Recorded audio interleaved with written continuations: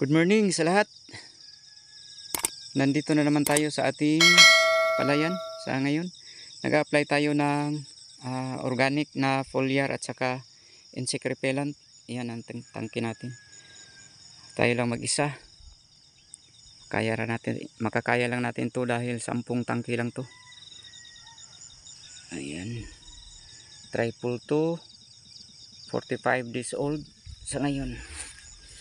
Ngayon pa lang tayo nakapag-apply ng foliar at saka insect repellent galing sa ating pagtanim.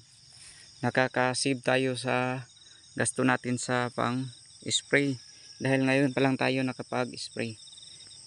Ito na yung ating tapos na. Ayan, papunta doon. Tapos na yan.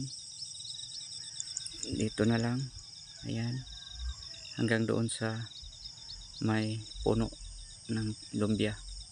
So maliit-liit na lang. Tatapusin natin. Organic ang in-apply natin.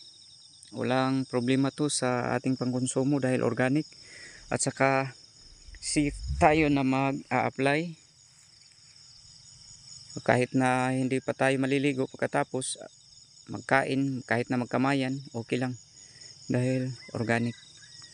So ngayon pa lang tayo nakapag-spray galing sa ating tanim. Magandang ang panahon. Ang ganda ng panahon natin ngayon ay ano na ang araw, palabas na.